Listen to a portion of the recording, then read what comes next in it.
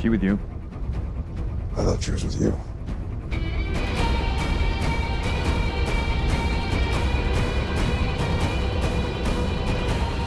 Welcome back to Holding Court with the Nerd Queens. This episode is Snyder's Amazons. This episode is extra special because we will be celebrating the 1-year anniversary of Snyder's Amazons, and during this episode we'll be reminiscing over everything that's transpired in the past year, and the past year of being not only a sisterhood, but a group of friends who have found each other through the Snyder Cut fandom. I'm Cole. I'm Nana. I'm Meg. I'm Danny. I'm Kat. Meow. And I am Nash. And we're back for another episode of Snyder's Amazons. Yeah. What up, ladies? Our 1 year girl. anniversary. Oh my god, yes. Snyder's Amazons have been around 1 year. How is it for you girls? A lot of So fun. good. Oh my gosh, Amazing. It's been such a wild ride. It was funny because I didn't notice until like 2 weeks after the date passed that our first year anniversary was August 18th. Now it's in my phone calendar, so maybe I won't forget next year. Because it was at the same time as DC fandom, right? Is it like when Yeah, it was... there was so much. There was just so much going on. There was way too much going on to like remember little details. Yeah, we kind of dropped the ball on that one, didn't we? But Yeah. But Hey, we're here now, so we got that's the all that Snyder Cut, matters. trailer that weekend, so I think that was why we forgot. yeah, that's yeah. valid excuse, you know. Everything went to the wayside other than that. Yeah, as soon as that Snyder Cut trailer came out, we forgot our own anniversary. We forgot our own We forgot my own names. name. Yeah. Yeah. It was amazing. So while What a we're guy. since- The movie since- announcement, for God's sakes. well, we got the movie. It was huge. Our last episode, believe it or not, was 3 months ago, and we were talking to Jonita about getting the announcement. So it's been that long. Oh Yeah. my god. We need It's to do been this 3 more months. ladies. We need to do this more often. Months. But since we did that, I mean, a lot of stuff had happened, didn't it? I mean, we A had few things. fun. Not too Few much. things. Just a tiny bit. I mean, first thing that was there was Justice Con. We got to speak to Deb. How was that for you, ladies? Oh my god, it was a dream come true. Like my idol. Oh my god, she's like somebody like you look up to and you respect in the industry because she's one of the few, if not the only female producers that I know of. I don't know if there's any more that are as well known as her, but she's, accomplished so much. And she has her hands full with a family with lots of kids and a director husband, and she still manages to do all of that. Like, that is just goals. Like, she's so, like, wow. I mean, there's no other woman that I know that can do all of that. Yeah. No, yeah, I agree. It was an amazing conversation all weekend was a little insane. But I think speaking with Debbie was one of my most favorite panels because she brings up so many amazing topics, especially about supporting women and even supporting like anyone really. Like, you got to support other people, and she just brings so much knowledge and experience to the table that we can all really learn some amazing things from her. Yeah, and it's not like mhm. we don't need to be producers to learn from her. We can learn Right. what she said in the workplace, like empowering other females and, just how to bring up other females. And it's just, it can work in any field, anywhere. Mm-hmm. It's very I like feel like her, she had so much to say. Like, she wanted to give her ideas or thoughts about so many things.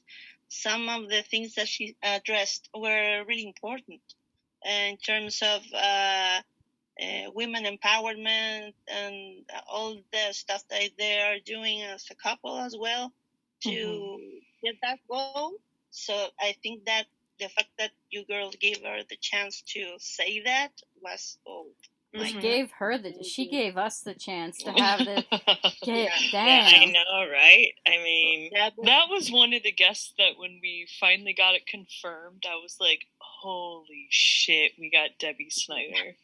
Yeah. I mean, there Even were though we had Zack three Snyder, types of, huh? we had Zack Snyder, but like when Debbie Snyder comes in, it's like, oh, Yeah. Right. Queen. that's when you know I it's mean, on. I mean, there were three types of guests. Like, you got the guests that you really, really want, and you're hoping that you can get them, so you like ask and stuff, and they will come on. Then you got the guests that you really, really want, but you don't think that they would come on, and then when they say yes, that you're just like, oh my god, that was Deb. And then there's the guests that you you really want them, but you would never in your life thought that it would happen in any way, shape, or form, and then suddenly it does, which was Ray Fisher for me personally. Yes. Like, I did not. Oh yeah, yes. That was Our like current hero. We managed it for an online convention, the first of its kind. We managed to put together, not to pat ourselves on the back, a pretty like crazy. Fuck that! Pat yourself on the back. A pretty. it's like something that will go down in history books. Like Seriously. this will be like, because now I heard on Twitter somebody wants to start an AirCon, I think.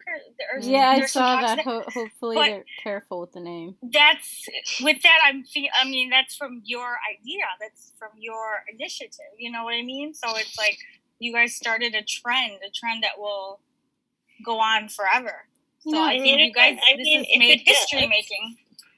I mean, if it does, that's a great thing. Like, honestly, if there's more Yeah, 'cause it's movies fans. coming out, man, I would just be happy for that. Yeah. I mean, I will enjoy watching them because, like, For sure. no, I think streaming events are here to stay, girls. Definitely, me too. definitely. It's Fan just events are like the best thing. I think our voices get heard. Mm. We get, I feel like the guests are more honest with us and open. I feel like just yeah, because we are definitely. fans, so we do get a little more information versus a generic, con anywhere. But it's not PR. It's just, Yeah, it's this just isn't- fans who yeah. hang out with your fans. the guests PR. that we managed to get were not just like a group of quite amazing people who were all in their own unique way heroes in their own right, but also like we got people. The fact that this was a fan-driven event, we got people who were passionate about what they're doing. So they weren't there for public relations reasons. They weren't there to get a paycheck. They were with us because they love what they do and they love their fans. Mm-hmm. And that's I Totally. felt like it made the whole thing really special. Was just finding these people who love us as much as we love them. the true passionate fans, like that's what it was for, and they knew it. Right, That's why it was the best and the one, conversations that, like, especially like Ray and Zack were bringing up, those are conversations that you'll never get at like a DC fandom. Like Oh, no those are way. never going to happen. And so It's, like, fan more events personal. like this just give everyone an opportunity to be open and honest and connect with an audience much broader than they could with a PR event like you guys are saying. Yeah. How It's did so it much how fun. did it feel for you girls to be a part of the as panelists? Oh my god, it's like a dream come true. Like oh my god, like when you said there was going to be an Amazon panel, oh my god, you don't know how happy I was that day. Like I was just smiling on, like for no reason. I mean, obviously because I'm thinking about how I'm going to be on the panel, but like anybody walking by me at work would just kind of be like, what's wrong with her? You know? Yeah. So I was so honored. It's a dream. Yeah, honored. It literally, it's like a dream come true. That's the best way that I can word it. Well, For me, it was so The best crazy thing ever. because, for me it was so crazy. Like I was talking to David Snyder, and half an hour later, I was doing my chores. was so great. Yeah. It was so natural. Felt so great. The sound that we had the chance to express ourselves, to exchange ideas with someone we admire. It was so good. Still a smile. Mm-hmm. Yeah, it's so rare to have this opportunity to talk to her, and this opportunity was amazing. That panel was such a gift for all the fans to represent the diversity in your fandom. Such a good thing, you know. Debbie and Zack, they work so good together. They're really like marriage goals. Like they're so good. Yeah. Right. Yeah. It was amazing. It was amazing. Totally a blast. Like she's his backbone, I think.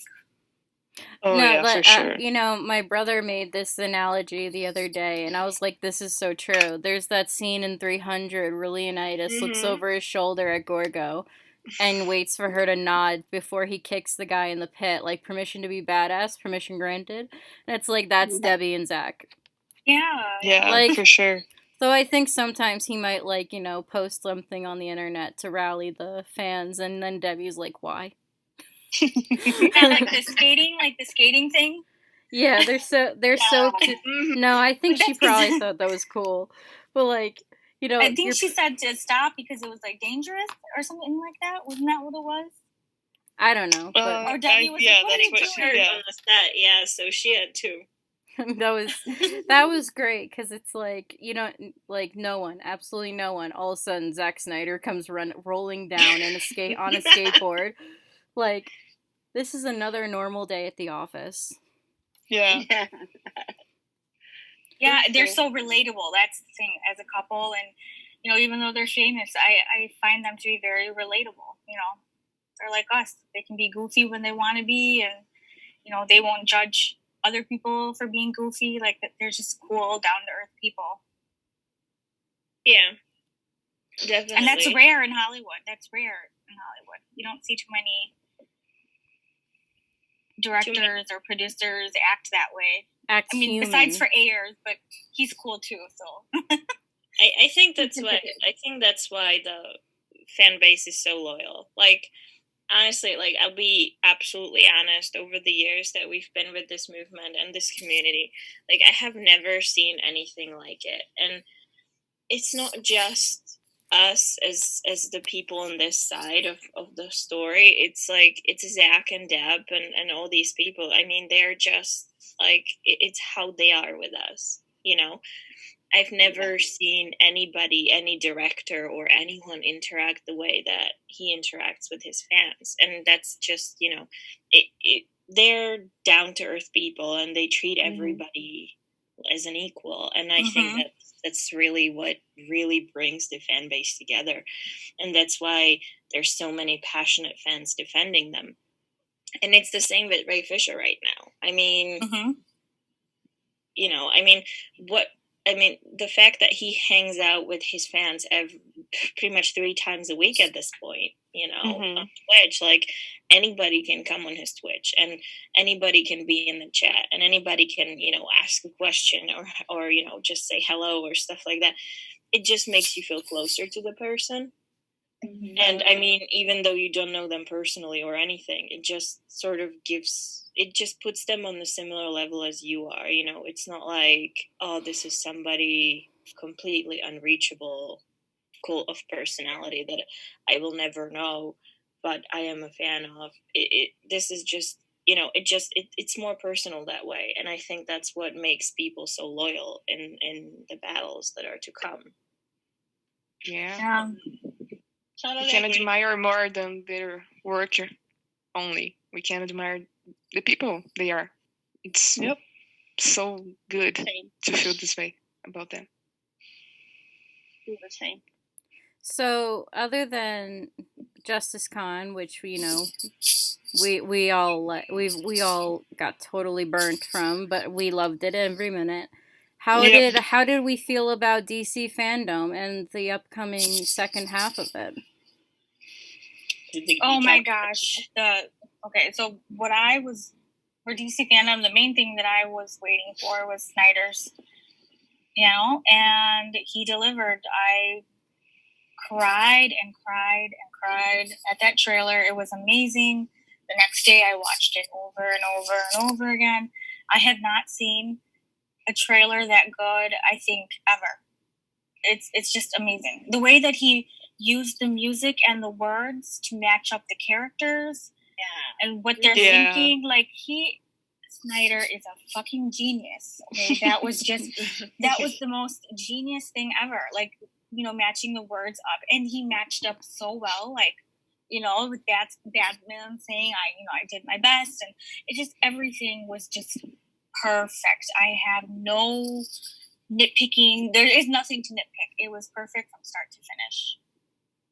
Yeah, I agree. His panel was, I loved it because you could just tell how happy he was.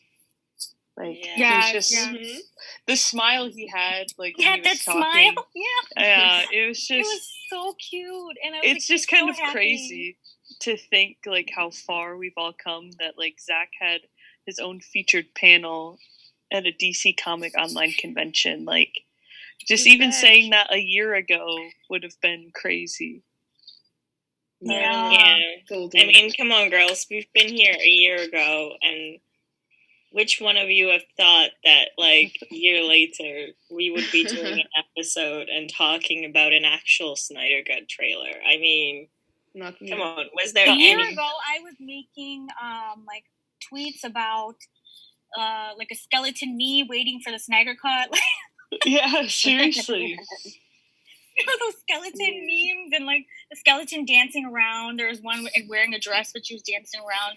And I said, that's me waiting for the Snyder Cut to come out, meaning I'm in my grave coming out to watch the Snyder Cut. And just think, like, even, like, a year from now, like, we could have already seen it, or who knows what. It's just so crazy. Like, it's finally coming. Yeah. Like, they're talking about an early March, April, May. I forgot the release. Or at least that's just the talk. But right. Hey, Kissy. Kissy. She's quiet. She's in love with Deb Snyder because she was meowing after every time Deb spoke, Kissy was like, "Here, here." I agree. Her response. So we all. It's safe to say that we all cried watching the trailer.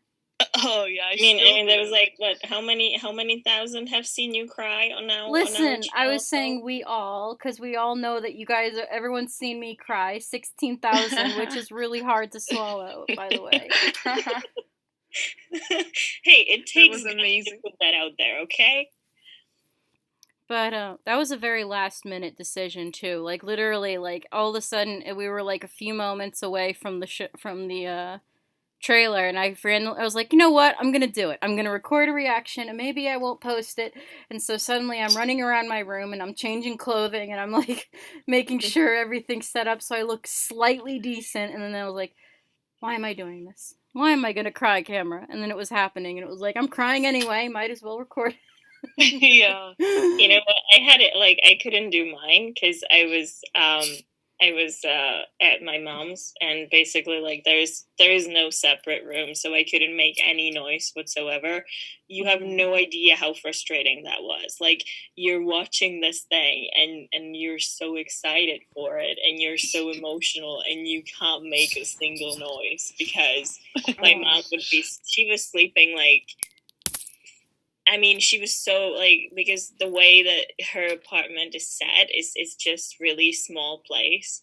And I was like in sort of semi-detached room, but there was no door. So, like, I just had to be really quiet because any noise I would make, she's awake. And I mean, my mom is, like, terrible on this. Everything wakes her up. I mean, I feel like sometimes I open my eyes in the middle of the night. I don't even do anything else. And I already hear, what are you doing? So here I am sitting on that chair trying to, kind of hold it all together because it's like, I cry out loud, I can't laugh out loud, I can't scream, I can't react in any way that would like wake her up. It was just funny because I don't usually cry very loudly.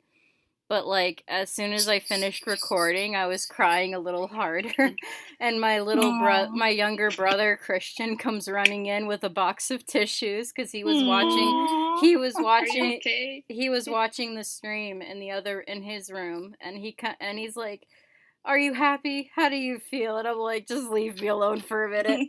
I feel like Christian is a great cameo throughout the entire thing, even throughout Justice Gone, because he was like always in the second room and he was basically watching it all, so we would be getting notes. Yeah. Or like when he snuck into the room to hand me a cup of tea in the middle of the stream.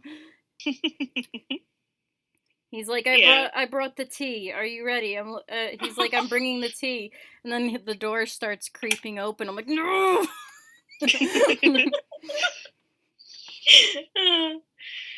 But so Nana, what time was it for you when you saw it when you were visiting your mom?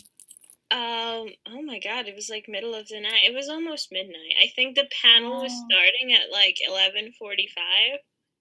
But the thing with my mom is that she was working next day, so she had to go to sleep quite early, and she would go sleep early anyway. She wouldn't be awake at midnight, so there I was. But so you saw like the first run of it, not like the no, because it was really like I was kind of beating myself up over this because I knew when the fandom's happening, but I was planning a flight home to Czech Republic because I wanted to see my family. And so I was planning it with the days, and then I scheduled my flights, but then my flight was canceled, so I had to move it, and I was flying on 19th. And then I completely forgot that the fandom's happening that weekend, and I was like, oh my god, what am I going to do?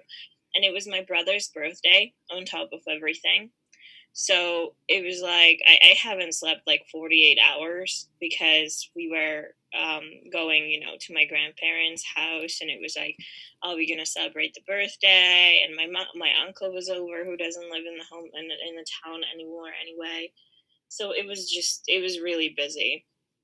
But so I was like in the middle of the night. Here I was, it's so hot. We don't have air condition, so I was just sweating in the tiny little room, which used to be a pantry, then was redone to be like my brother's kids' room when we were kids. And there's literally like you can just fit bed in there, and that's it. And so I was sitting in there watching the trailer, watching the whole thing the whole night. Like then 4 a.m. I went to sleep for like 3 hours maybe, and then I was up again, and we went to my grandparents again. So it was so after all that, you were looking at the tweets of people saying I can't stay up any longer, and you said, "Ha, you don't even know the darkness. I was born in it, molded by it." Yeah, and that point it was like, hello darkness, my old friend. Hello sleeplessness. So other than the Snyder Cut panel, which was of course the best one of the whole day, what was your favorite panel probably outside of that? I loved the Wonder Woman 84 panel, especially when Linda Carter showed up. I literally sobbed when I saw her show up. I started squealing like a stuck pig. I was so excited. It's a weird way to put it, I know, but still. I knew. Or was the second trailer, this one that we've seen on Fandom, better than the one that was before? It definitely was, I think. I liked this trailer the most, but I liked the music in the first one better. But I loved the tone of the second one. Yeah, I just I felt like the tone more serious. Yeah, it just set better with me. I mean, when I saw the first one, I was like, oh, this is cool, and it fit because obviously we're talking 80s, but in the same time, I was like, I was excited and it looked good, but when I saw the trailer at Fandom, I was like, okay, if I wasn't, I'm sold now. Like, that's really, really good. So I love how it showed more of the relationship between Barbara and Diana too. About you can tell that they have such a deep-rooted relationship that just totally goes, I was astray. literally like screaming silently because my dad was working. Yeah. And my dad's been working from home since the pandemic started. And on Saturdays, he sometimes has overflow work he'll do in the morning. So, like, he was doing some overflow work. So I hear him on the phone with his boss. And then I see Cheetah. I'm like, I was going, yes! I was like, that's my girl! No. And I was like, I was expecting that. I was, like, yelling at the computer, like, in my head. I was like, you people doubted! You people doubted! It's not Cax all over again. Yeah, seriously. She looks good. She Thank does. God. She looks so good. Like, they were going off of the Funko, which is awesome, by the way. I love the Cheetah Funko. Like, sidebar, but it's amazing. And then, like, they were going off the little, like, the sticker that leaked and stuff, and all of this shitty, like, little leaked stuff. And they're like, oh, she looks terrible. And then she shows up in the trailer, and it's like, I am terrified and aroused. Let's go. Yes, I am a fucking furry now. Like, she looks so good. Oh my god. No, but, like, other than the Wonder Woman panel, I mean, I loved the Batman trailer. Oh And, my like, That was really good, God. too. I was like, all right, I'm in. I'm sold. Let's go. Yeah. It's like, you know what? I was so skeptical about it. Like, any stills that came out or anything, it was just like, I was like, are you sure about this? And then I saw the trailer and I was like, oh, okay, you got my attention. It was Yeah, it was I also just agree. really fun in that panel to hear Matt Reeves talk about Batman, because like it was really fun and reassuring to tell that like this guy actually cares about Batman. He's just not trying to make bank off of a super well-known character. And like Yeah. also that he explained that this does not replace Ben Affleck. I was like, all right, I'm in. You know what? I was cautiously optimistic before, but you know, if this is going to be more like Joaquin Phoenix's Joker, where it's an Elseworld sort of story, I'm in. You know what? As long as it's not replacing our boy, you know, I'm willing to give it a shot. Yeah, I there's always like every panel I feel like almost kept bringing up, not even just bringing up Zack, but a lot of the characters in his universe, like that are established, and like saying, oh, okay, well, we're doing this Batman movie, but like you said, Cole, like Ben Affleck's Batman still exists. He's still Batman too. Like none of these characters are replacing anyone in any way. Yeah, exactly. And that's what makes it even more exciting, because then it's like we can still hope for content with Batfleck, and we can enjoy and support content with Battinson without like feeling guilty, because we already know Batfleck's been struggling and Battinson's just kind of getting dropped into the role for fun. But I'm excited. I'm excited to see him have fun in a role. Because, like, I feel like the last time I saw him truly enjoy a role, like the role he was in pop culture especially, was Cedric Diggory. I feel like since then, he just hasn't enjoyed I liked it. him as Cedric Diggory. That was actually my favorite role of his. I know it's such an old role and it's a small role, but that's the role, like, he's literally, in interviews he's and perfect. stuff, he was, like, hyped. He was, like, in interviews, I remember watching, like, a long time ago, that was, like, that energy level that he had for, you know, for Cedric Harry Diggory. Potter and stuff, yeah. Yeah, I don't think I've seen that energy not like that ever since, you know. I don't know, girls. I enjoyed him in the Twilight commentary. I think that was one of his. Yeah, right. Well, no one hates Twilight more than Robert Pattinson and Kristen Stewart and Kristen Stewart. Yeah, yeah. Like Taylor Lautner actually seems to like it, but Kristen Stewart and Robert Pattinson. Taylor Lautner wasn't forced to play a sparkling whatever creature. Yeah, he was a fucking werewolf. That shit was dope. Yeah, he got to play the coolest thing, a werewolf, not like a... Yeah, I mean, you get to turn into a giant wolf. Of course you're gonna like it. Whereas poor Kristen and Rob, they were just the laughing stock of media for the longest time. And now Kristen is a bold, queer as fuck bitch who doesn't give a shit, and she's like a goddess. And Rob is like, I stopped caring when I turned 10, so I'm gonna do what I want. He's living the dream. He's gonna be a Batman. Hopefully, he gets through. He clears up from the coronavirus soon. I know. Oh my god! When I saw that, I was like, "Are you fucking kidding me?" It was like, wow. I was like, 2020, slow your roll. I know, like. And then also, when I saw that The Rock and his family, it's like, okay, so 2020 is trying to take out Batman and Black Adam. We need to slow the fuck down. Oh, yeah, true. Yeah, right. It better not touch Superman, because I would kill someone. And cry while doing it. Yeah. I would, if anything happens to Henry, oh my god, I would, you have no idea. I don't even know what I would do. How did you guys get to watch the Black Adam panel, the little video he made with Boss Logic?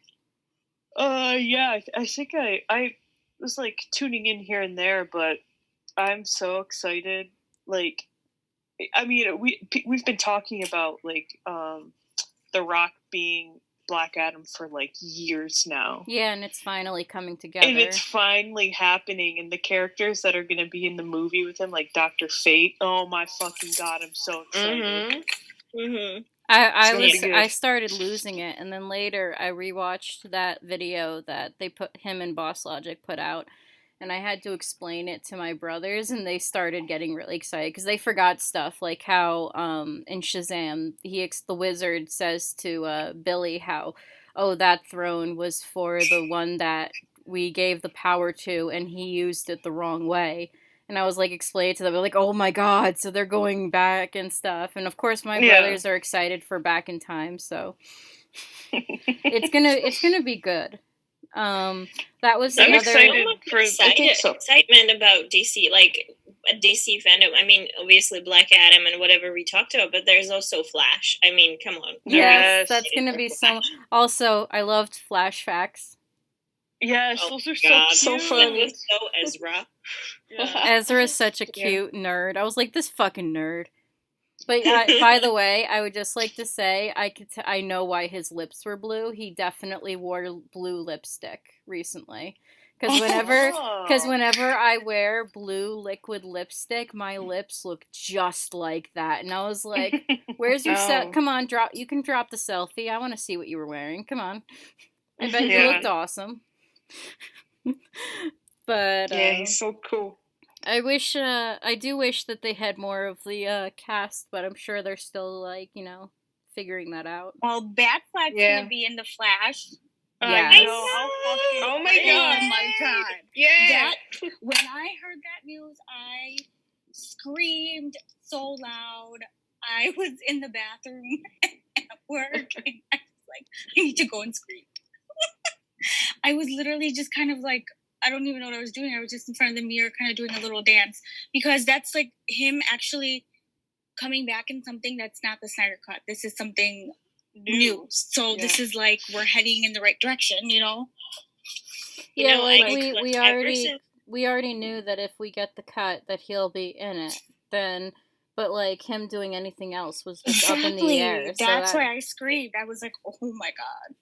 You know what? Like ever since the what's it called? Ever since the announcement, it was just like I felt like every single time something comes out, it's just like, what timeline do we live in? I mean, I love it, but what timeline is this? What happened? Like, it's just so many good news. It's like great news. Especially since like the announcement of the cut, I just feel like every week almost or every other week is just something new and something so cool that I'm just like, at some point someone's gonna say psych, you know what I mean? Like someone's gonna be like, oh, we were just fucking with you this whole time, because it just feels too good to be true. Like, I mean, especially for the Flash movie. And like, I mean, not to mention, we're getting Ben Affleck, but we're also like, Ezra's still the Flash. We're getting fucking Michael Keaton in the Flash movie, and who knows who else at this point. We getting new Flash suit as well. Yes. Oh my god. Like, it just, it's so amazing. So much. And I mean, oh my god. And then there's still another day of DC fandom. Oh Did yeah, you the guys see the games. games at DC fandom? I mean, come on, like I saw Gotham Knights and I was like, I need to have this, and I feel like it's just gonna be for console, and I'm just gonna cry because I don't have one.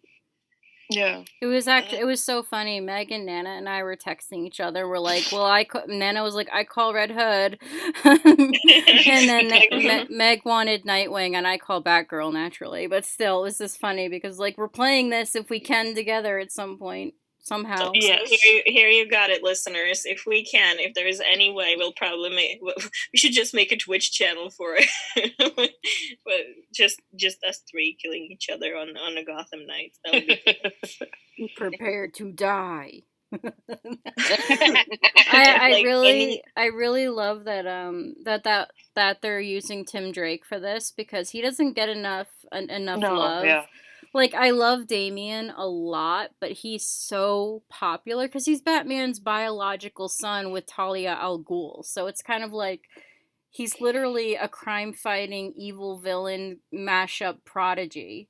So of course he's going to get a lot of love, and Tim Drake is kind of like the unwanted ginger stepchild. So you kind of like need to push him in there to give him more love occasionally. And I was so excited when I realized that's who that Robin was. I love the gameplay in the trailer that they showed that it focused a lot on Barbara. Yes, my baby. I know. I loved it, and her suit like there was like. I love how they showed like different suits that they were wearing. That cowl that she was wearing that had like the white eyes. I was like, I fucking need that cowl. Yes, in my life. I just need the costume, even if I can't wear it. Same. I just need it like in my corner over here. Look, I always wanted to do like the female version of Red Hood. I just gotta make it work somehow. I really want to do it one day. Yes. The Suicide Squad game looks okay. With yeah, it does. I really just liked in the Suicide Squad game how they literally took King Shark from the Harley Quinn cartoon and put him in the video game. Like they literally changed nothing. He's literally the same, like adorable sort of. And I like the plot line of it too, like the whole premise of it, like that their target is Superman, and I like the way that they did it. I think that like I'm curious about it, but out of the two, the Gotham Knights are definitely my preference. I won't lie. Yeah. The other than that, one of my favorite panels was also the Harley Quinn show panel, her answering questions. God. Have you guys watched it? I don't remember if I watched it or not. I'll send you a link later, and I'll link it down below in the description for listeners.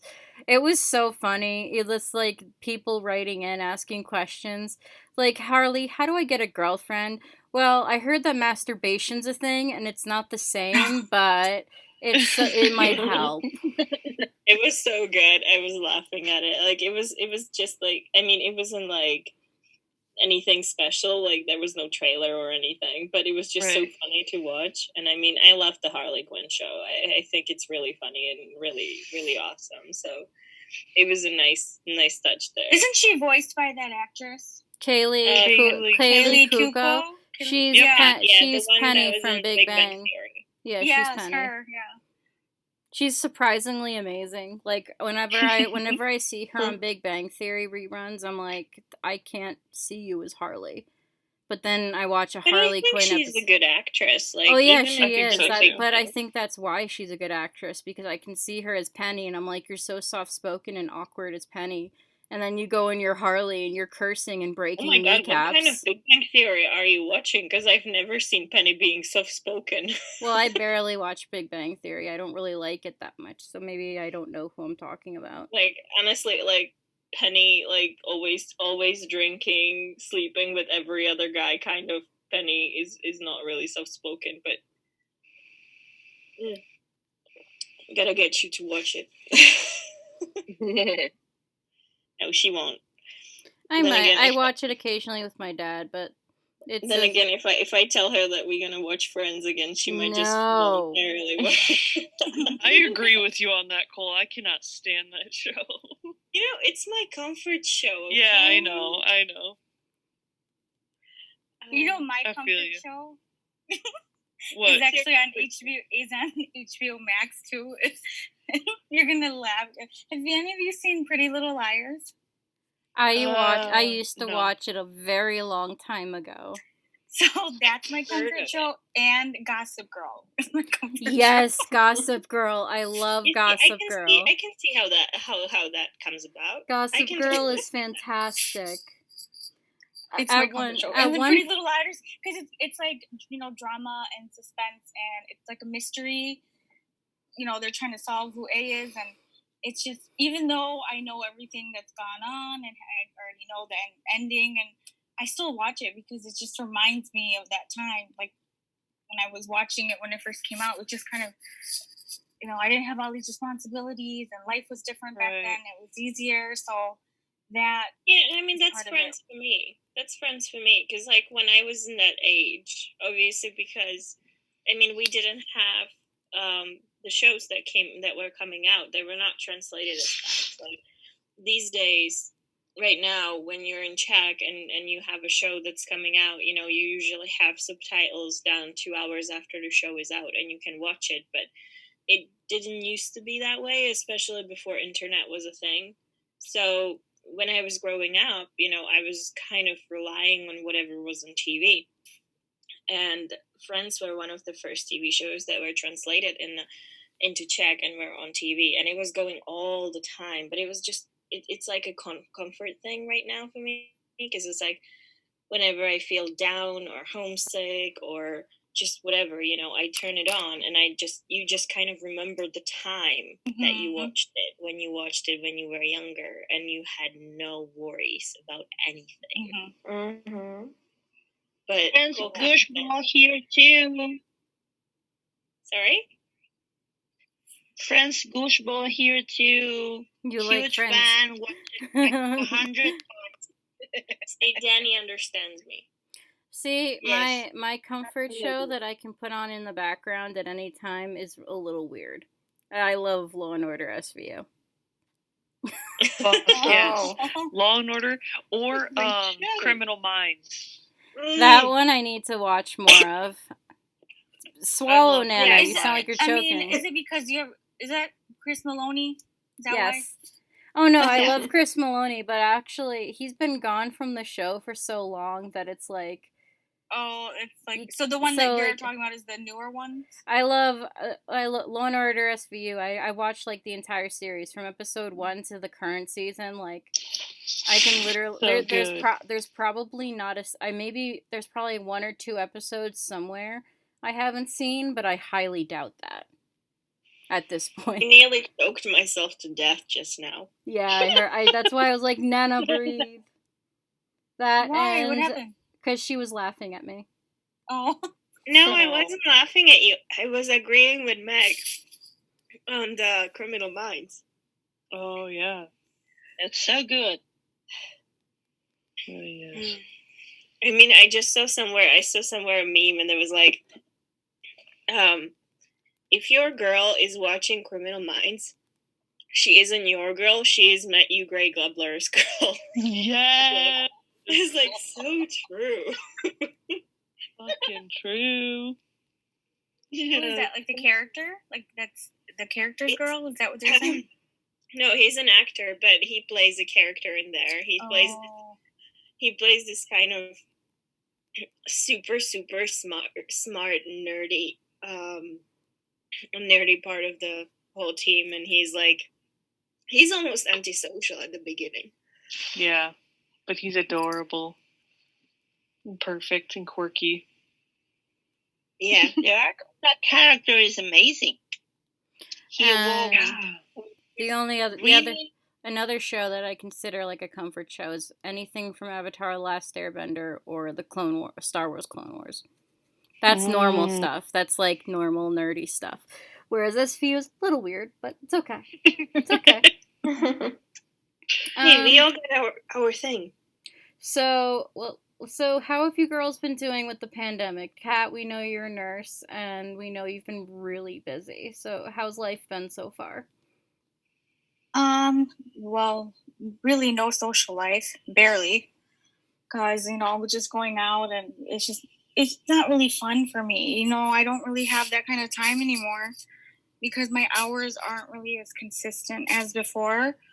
And some days they need me to work, some days I'll do 12 hours, but sometimes they need me for 16 hours because if somebody called in. Yeah.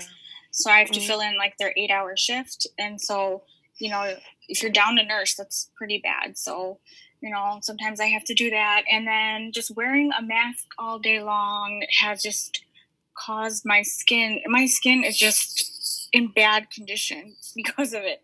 I don't know how to explain it. It's just like, I'm 30 something years old and I'm breaking out again, like out of nowhere. And it's all because of the mask. Wearing it all day long. This might make you laugh a little bit, but my mom, her entire life, puberty, never had a single pimple. She turned 33, suddenly she had pimples. So don't worry, it happens. I remember how she would show me pictures of herself when she was younger, and she's like, "Look, not a single breakout, but now I'm a grown-ass woman, and I am breaking out like a teenager." She would be like, "Shit, we would have to be sharing like pimple creams and stuff." It was so funny. So don't feel bad. It happens. But it's just like, oh my God, and it's because of the mask. It's like, so I just wish, one day we can just have a cure or a vaccine so that we don't have to wear this damn mask anymore. Yeah. Because this is going to be our new normal for a while, wearing a mask. Yeah, definitely. Until we, somebody has a vaccine. Makes vaccine. And given that people actually use it. But, they have to make it mandatory, I guess. They have to. Really? You think that's possible? Well, most vaccines and most people are all for getting vaccines, but there are recently those anti-vaxxers. I don't even know what to say about them, but as a nurse, I don't agree with their views on anti-vaccine because they're wrong about everything, but vaccines cause this and vaccines cause that, and then you see their children actually getting polio and they're ruining their legs. They can't use their legs for the rest of their life, and just because their parents didn't give them the vaccine, it's just I don't know. I just hope that. But there was one thing that I read in the news that if we do get the vaccine, that the U.S. will be free. Is what they said. Oh, that'd be really good. So that would be more people to get it if they don't make it mandatory. You know what I mean? Like, you don't have to go through insurance or anything. You just go wherever they offer it, and it's free for anybody in the U.S. That sounds good. And what about the rest of you girls? How have you been doing with everything going on? I am working more than ever. Yeah. Anxious more than ever, but you're hanging there, trying to.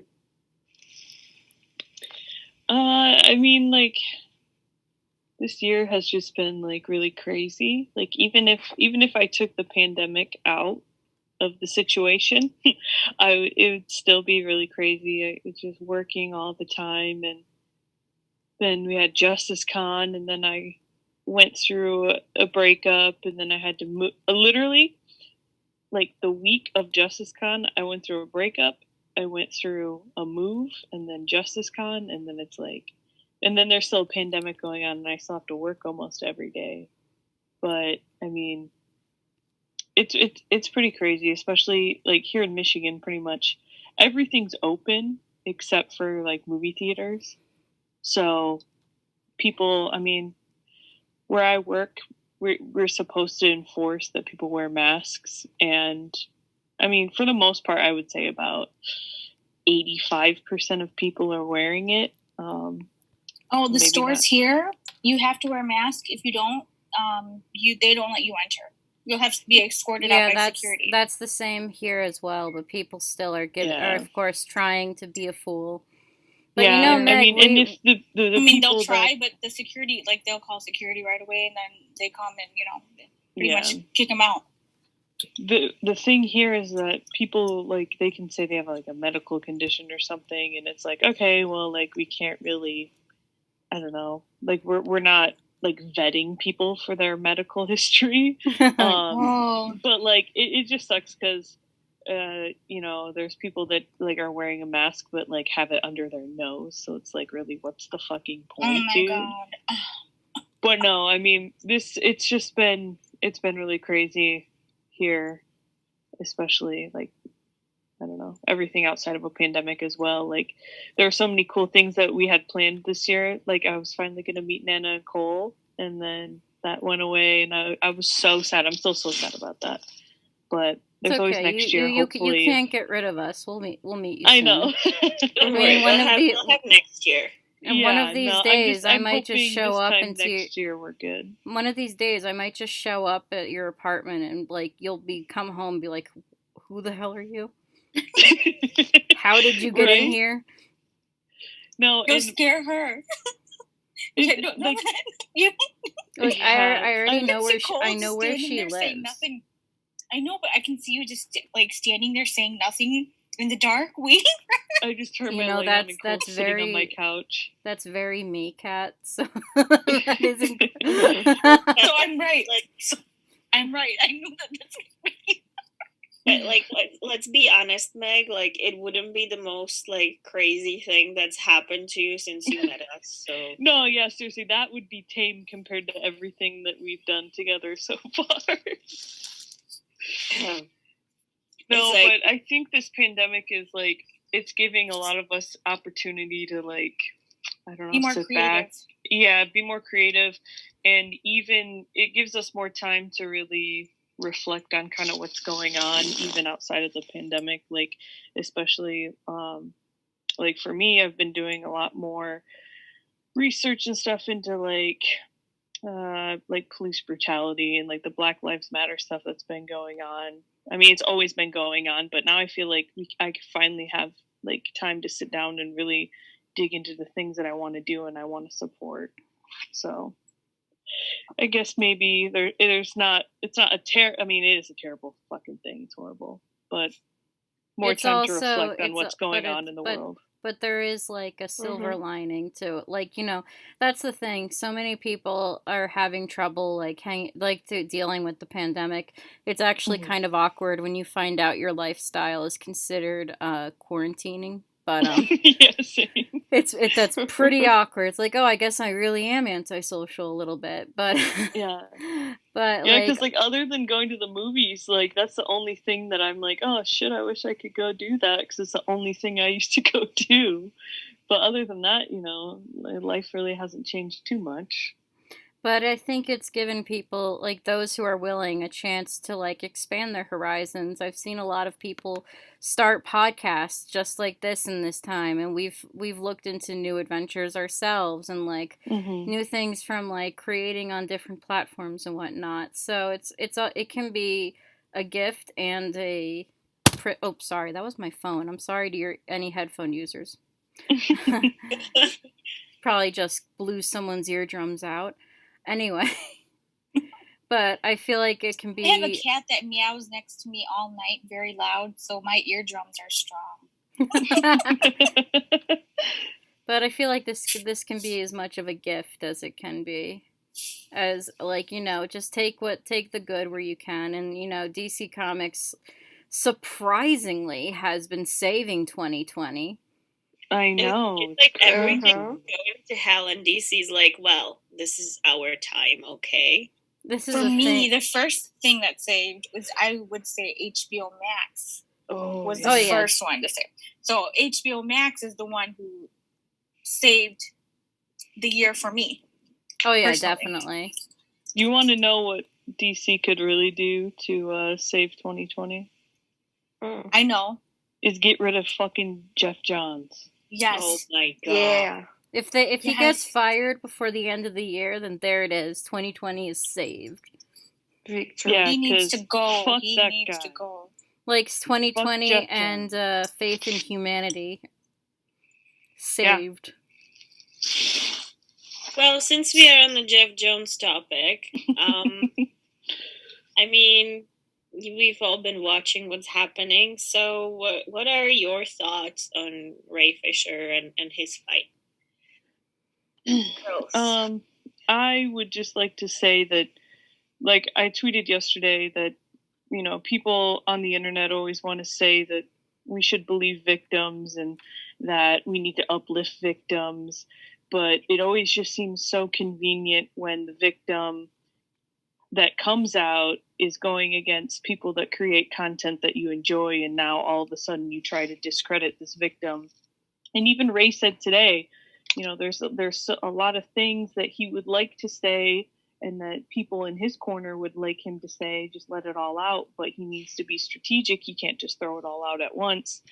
And it's just some of the things that people, I don't know, are saying about Ray, about how, oh, this is going to ruin his career and this is going to do this and this is going to do that.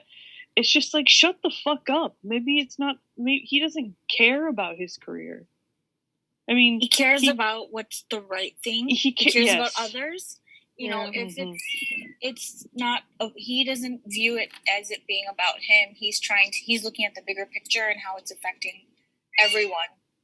And you always see in the news, oh, Hollywood exec does this to woman, or this Hollywood executive said this about a certain race or whatever. They always do these problematic things, and then it's in the news for like a few days, and then we all just forget about it, and then it just continues to enable this behavior, and they just sweep it under the rug. But this isn't going to go away, and Ray's not going to let it go away, and it's obvious. And we all know how boisterous our community is. And none of us are going to let this slide. And I think the statement that Warner Brothers put out, was it yesterday now or the day before, was extremely tone deaf, and I feel like they really, really shot themselves in the foot with that one. Oh, definitely. Mm-hmm. Ray pretty much blew it out of the water with his tweet right after, where he pretty much disproved all their claims about him not cooperating with the investigation. Like, of course he's not cooperating with the investigation if it's not neutral. Like, I wouldn't. Exactly. Like, I've been listening to way too many crime show podcasts, okay? So I've learned one thing, and that's like, there is a big difference between the law and actual justice. And if you want to achieve actual justice through law, you have to abide by the rules that the law has, which one of those rules is literally anything you say can be used against you, which is why you should have a legal representative on your side during things like this. So I completely understand why he bailed on them when he found out that the whole investigation thing is answering to Warner Brothers instead of Warner Media, and there was a witness that he was not warned about. That's not how you work this stuff, that's just not. And as you said, Meg, like, I've seen so many people be like, oh, he's never going to get another role in Hollywood, and does that mean that he's not going to be, that they're going to recast Cyborg now? Does that mean that they're going to recast him? That's the last thing that people should worry about. Yeah, exactly. Who cares? And I'm like, fuck your cape shit. Come on, just like fucking focus on things at hand. Like, it's not all about like fucking character that you see in on the screen. And I tweeted about this the other day, and I was saying, if you are upset over a potentially, recasted superhero on screen that you admire, just because you admire the superhero on screen, but you judge when the person who plays that superhero actually tries to do something good in real life, you are a fucking hypocrite. And it's true. Right, like, these are real people that were put through a situation that no one should be put through. These aren't just it's not just Cyborg on the screen that we're, it's not Cyborg the character that we care about. It's Ray Fisher, the human being that got treated like shit along with this whole other cast and crew of people. That's what we care about. It's not about a comic book character. It's not about a movie. It's about people.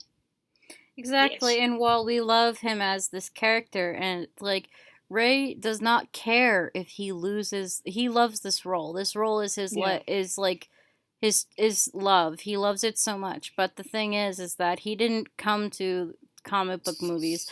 He didn't be cast as Cyborg to be treated like utter garbage. He did not come to be a cyborg so that, to bring this character to life.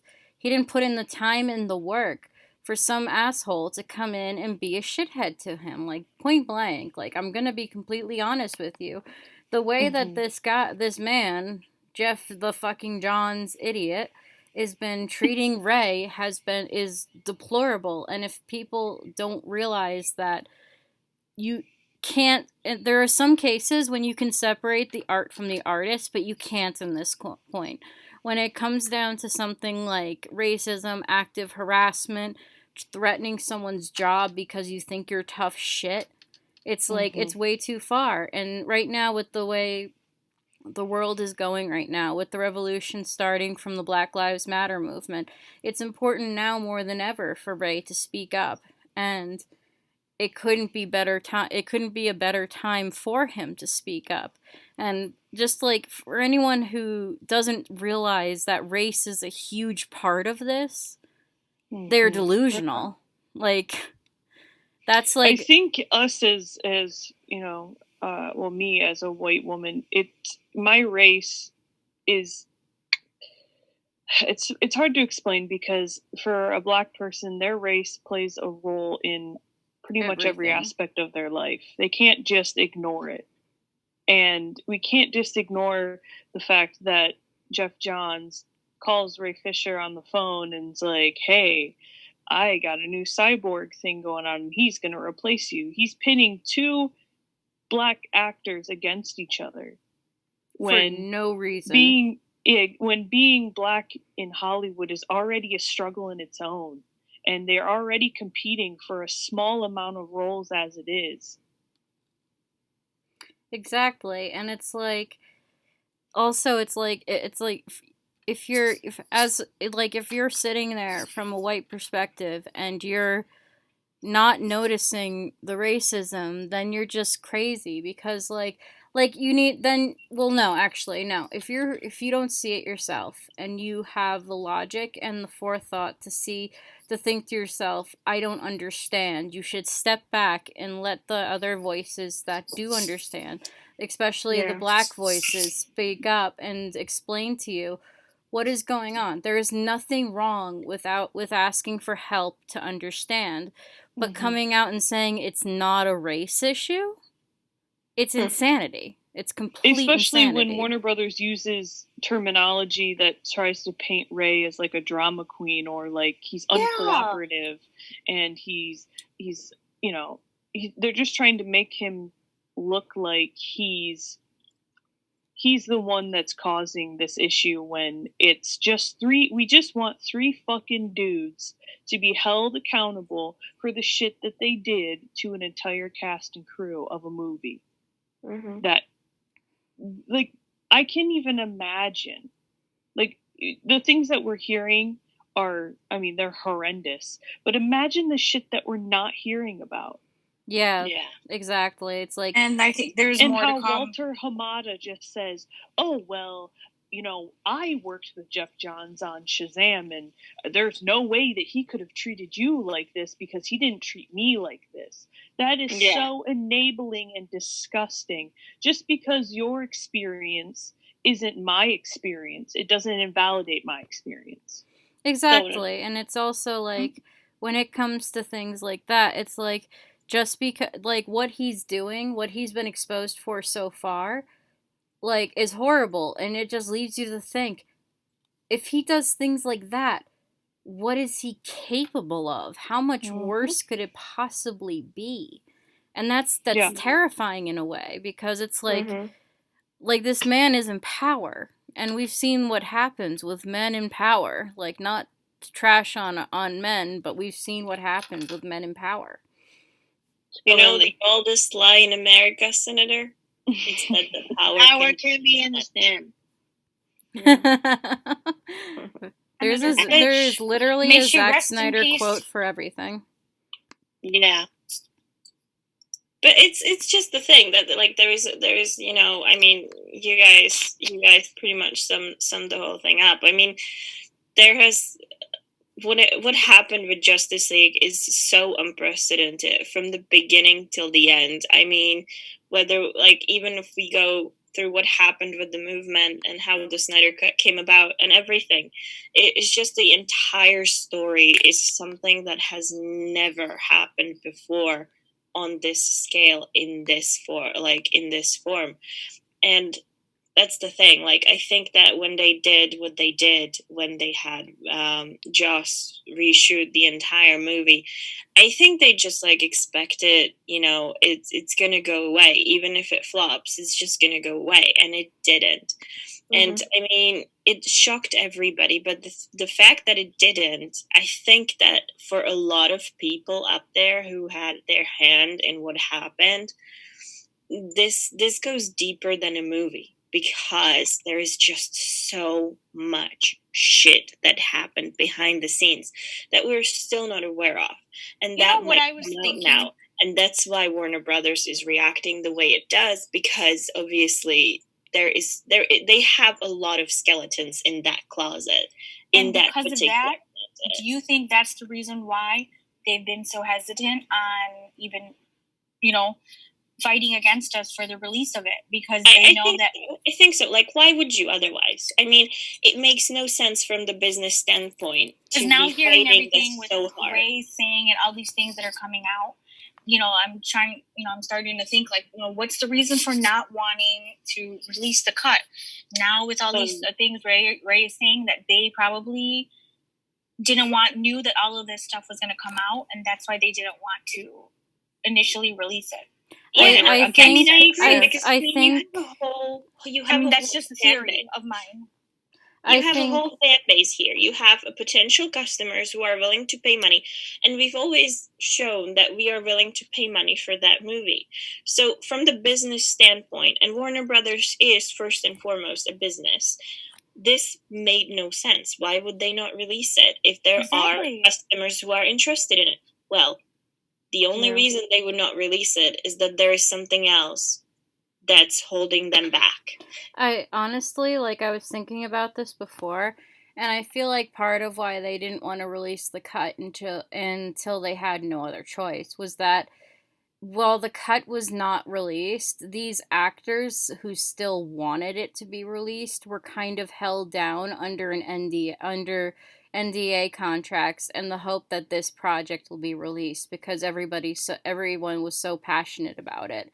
And I feel like now, that they were worried that once it was going to be released, it was like everyone would be like, okay, we can stop hiding, we can start talking. Mm-hmm. Yeah. Mm-hmm. And they were basically trying to hide the stuff that happened, I feel like, because all this stuff is coming out once the cut's been released. Like, it's just weird.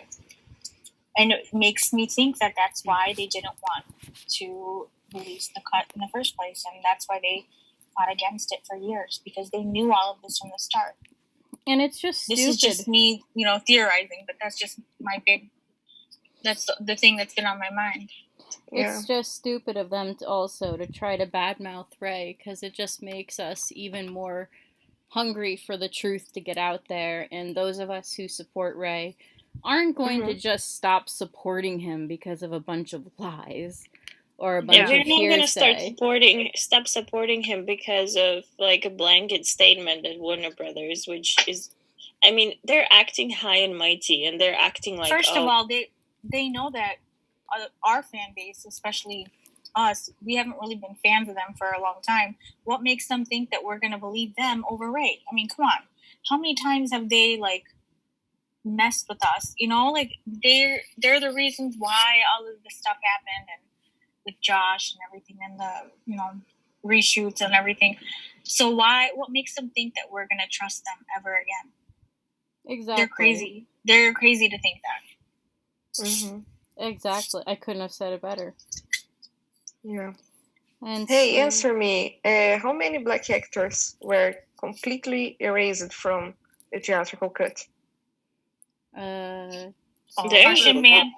3. Martian Manhunter. Martian Manhunter, Iris West, Silas Stone was pretty much erased. I mean, he was there, but Yeah. Mama Stone. Mama Stone. Mama Stone. Or And This if is we no just and Are we if talking we just black people, or are we talking people of color? because if we go people of color, then Yeah, there's people of Ryan color. Choi, the character Ryan Choi, so that's 5. Ryan Choi. Mm-hmm. Yeah. This is no coincidence. That's 5. Wow. Yeah. I'm sure we forgot someone. I'm There's sure. just there's just so For a many. film, that's a lot. Yeah, and then like turning like, Barry, who's played by a Jewish non-binary actor, into a joke. It's like all of this stuff. And I mean, then, we don't even know. We're not even aware. Like, we don't know to what degree Green Lanterns were involved, and if any of them, if there were more of them or one of them, if any of them was a person of color. We don't know that either. So, Yeah. There might be more characters that we're not aware of that were erased as well. So it's that, and the thing about it is that Ray is speaking up not just for himself, but he's speaking up for the others in the same situation as him. And that's something that should be celebrated more than than covered with disdain. Like seeing people like on Twitter and what have you just saying, "Oh, he's lying," or doubting him. It's like, what do you have to lose by listening? You've got nothing to lose as a viewer by listening. You're not going to achieve something by going onto Twitter and standing Jeff Johns other than showing you're an asshole. I think there's, like Ray said today, there's always, like, you always need to have a healthy dose of skepticism with anything. But this is not healthy. This is delusional skepticism. I think if you look at this situation as a whole, you see a movie studio that took advantage of Zack, the cast, the crew, the situation that happened with Zack and his family.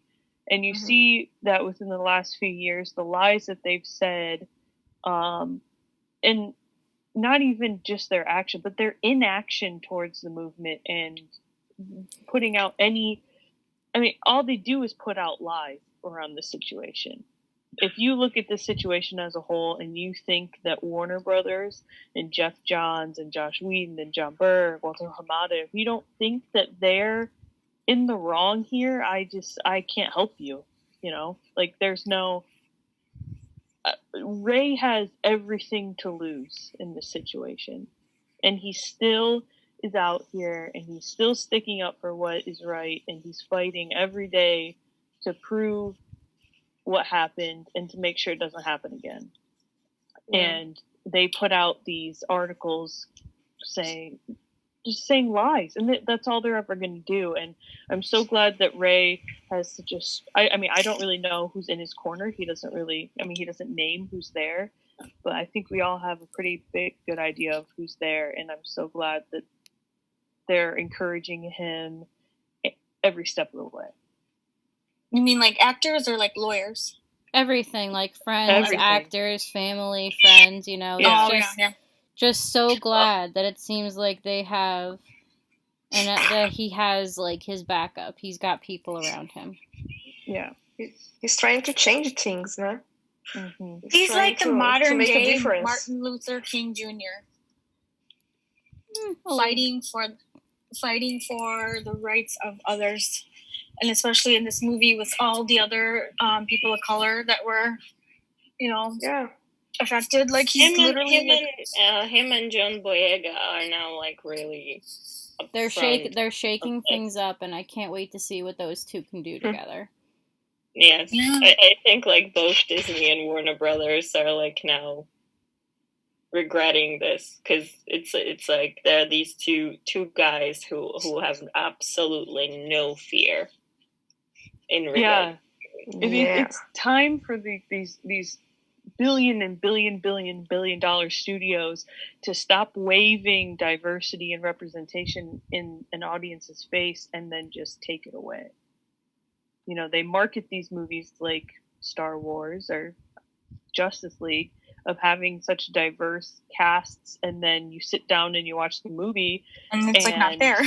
It's either not there, or you see like like little pieces of their story, and you're like, oh, this is gonna be so sick. And then like with Finn in the Star Wars movies, like you see him, like he's marketed so much in the first movie that he's in, like with a lightsaber, and like you think like, oh shit, he's gonna be the Jedi. He's gonna, Like, you know, like they had play nothing. a huge role. They had nothing to lose by making him and Rey both Jedi. That's honestly, Exactly. that's what I Why went not, into this. right?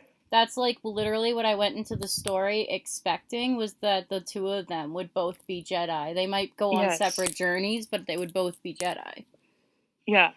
And he And then said in it well. I Justice mean, I League- don't know if you girls read the interview with him, with John Boyega, but he said it well. Like in interview with which magazine was it? I'm not sure now. Wasn't it GQ? Yeah, he said it well. He said, like, you know, if you don't like you knew what to do with Adam Driver, and you knew what to do with Daisy, but you just didn't know what to do with people like me or Kelly Mary Tran.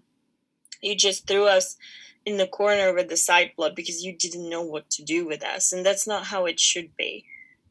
And it's like it could have been handled so much better. Yes. And it's just, you know, and I'm glad that they're speaking up about this, because if they don't, like, who else will, you know?